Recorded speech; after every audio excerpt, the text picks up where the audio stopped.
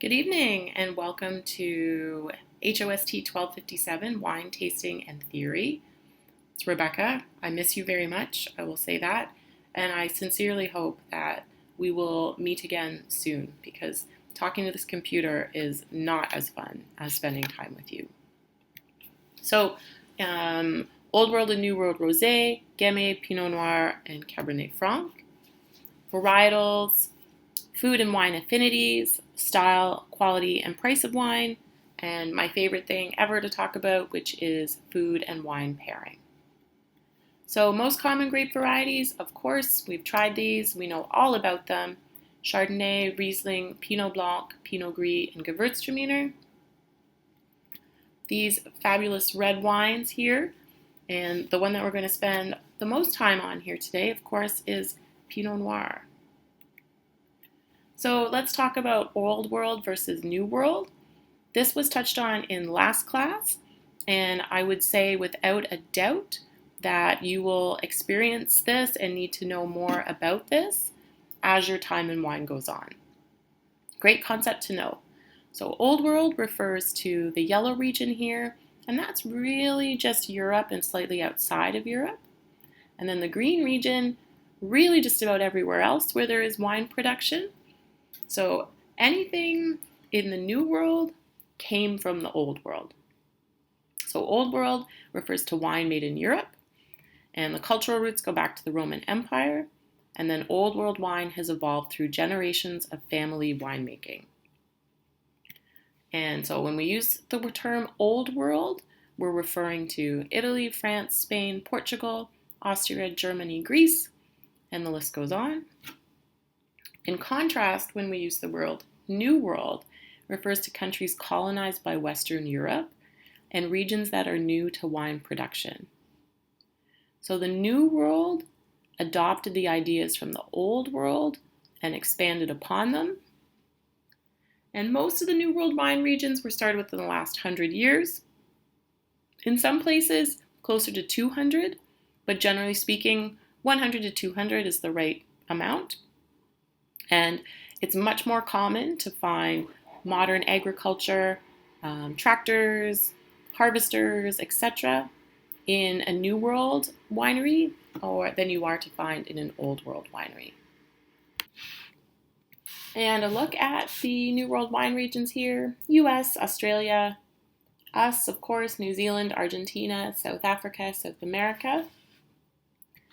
And I think I would say out of this whole presentation today, if you manage to take this slide with you, I will be very, very pleased. So there is a concept of what an Old World wine is versus the concept of what a New World wine is. So we use the word terroir with Old World wines: earthy, mineral, elegant, herbaceous, tannic, and low alcohol. Whereas New World, modern, fruit-forward, oaky, ripe, high alcohol. As much as these are correct, they're often stereotypes. It is not uncommon to find wines from the Old World that taste like New World. Definitely less common, but it does happen that you'll find wines from the New World that taste like Old World. So there is some crossover between the two categories. This is kind of an interesting chart here. So when we talk about red wines, there's a real key difference between them. We'll talk about a black fruit versus a red fruit. Generally speaking, red fruit is assumed to have higher acidity, whereas black fruit is assumed to have higher alcohol. And if you look at the types of fruits listed on this slide, generally speaking, the red fruits and berries are definitely more sour than the black fruits and berries. So this is a key piece of information for when it comes with pairing. It's a key piece of information for when it comes to the wines themselves. And it's also very, very good to have, again, in your pocket when you're describing wine, to say whether it is a red fruit or a black fruit style of wine. Something that we're going to talk about for the next couple minutes here is rosé wine. So rosé is hugely popular.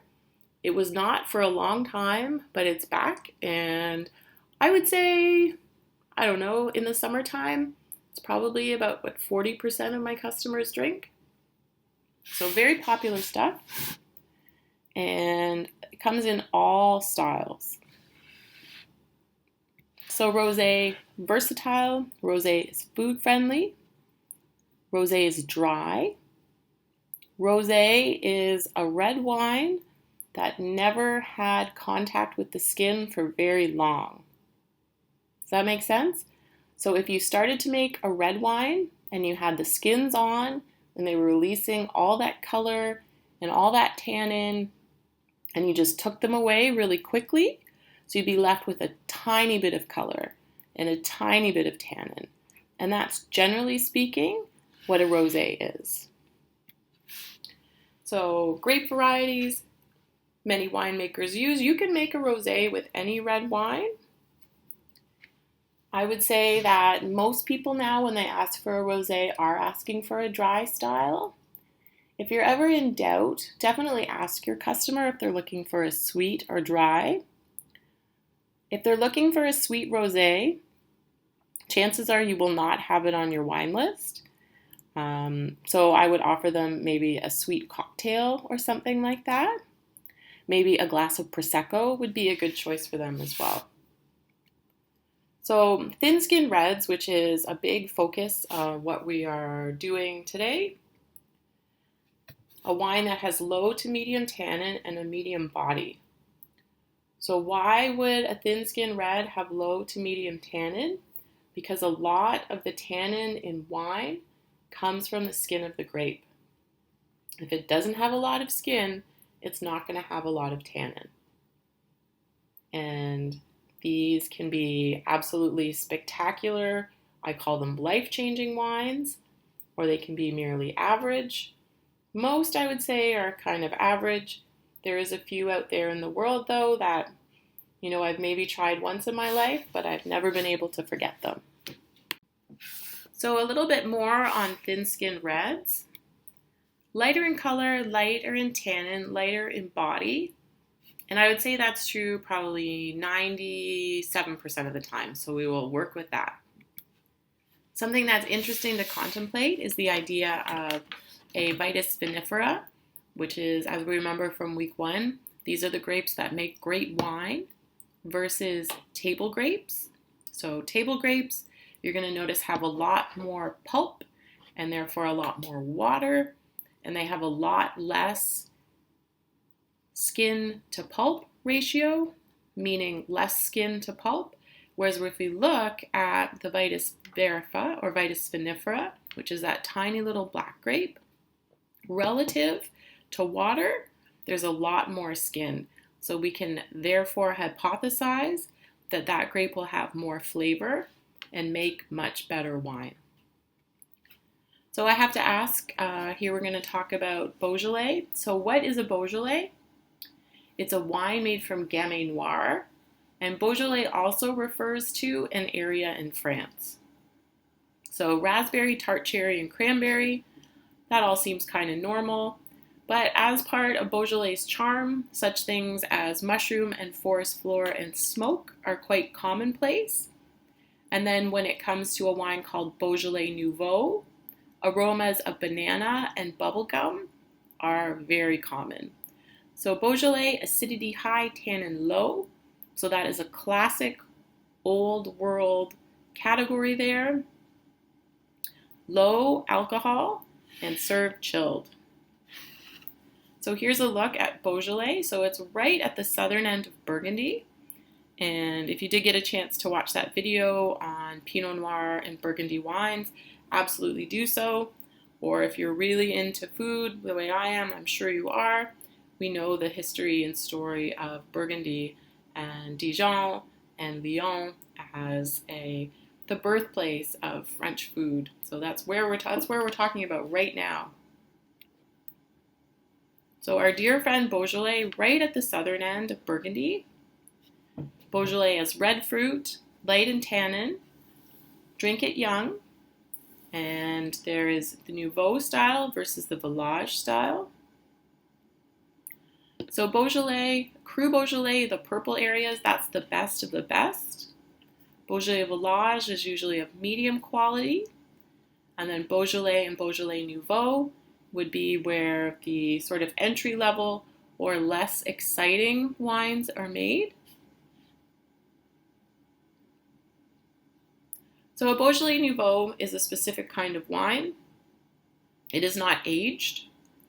It's made by a special fermentation process, and it's released only once a year, and it's more of a novelty than it is anything else. Whereas Beaujolais, Beaujolais Village, and Cru Beaujolais are aged, and at least in the case of Cru Beaujolais, are not novelty products, and instead are serious wines.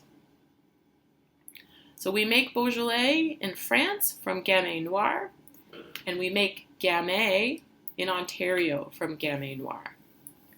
So Gamay wines made in Ontario are a light cherry style. Sometimes they'll be aged in oak, and sometimes this would be more of a quality wine. Generally speaking, though, always light tannins. Here in Niagara is where there is a lot of Gamay Noir production. I've spoken to winemakers recently, and just given how unpredictable our weather is considered to be, lots of winemakers are taking out grapes such as Pinot Noir, which is beautiful, delicious, but has a very, very, very thin skin. We just talked about that. And are replacing it with Gamay Noir, which also has a thin skin, but is much hardier, easier to grow, and therefore maybe a safer bet when you're dealing with some of the wild weather that we're starting to see in our area. One of the key governmental organizations that overlooks Ontario wine is called VQA. And VQA stands for Vintners Quality Alliance. And among other things, the VQA inspects labels. The VQA checks to see that all the grapes were grown in Ontario, that the labels are truthful, there's a vintage, they're tasted, they go through lab to make sure they're not harmful for us to drink. And every regulation in every region has a specific style. So VQA has a big role to play in Ontario wine. And among other things, VQA has set specific criteria that have to be met on a wine label. It's always got to tell you producer, year, vineyard, if so, varietal, appellation, and alcohol strength, where it's from, all that kind of stuff. So if you ever come across a wine label that actually from anywhere that does not carry this information, I would be very interested to see it, and then I would suggest that it went back to the LCBO. So we've talked a bit about Gamay Noir. Let's perhaps talk about Pinot Noir. So Pinot Noir is definitely considered more of a sophisticated grape than Gamay. Generally speaking, it actually is usually quite a bit more expensive than Gamay. So Pinot Noir, definitely a red fruit character. You note that the wine is a little bit lighter, it's a little bit reddish, and that's really just the nature of Pinot Noir and the nature of the thinner skin. Generally speaking, Pinot likes cool to moderate climates. Generally speaking, low tannin, good acidity. Generally speaking, drink them young. Pinot Noir is very popular. People that love Pinot Noir love Pinot Noir, and Pinot Noir is often very expensive. So Pinot Noir, difficult to grow. It likes cool, but not too cool. It doesn't like it being too hot. And the wines, again, earlier I talked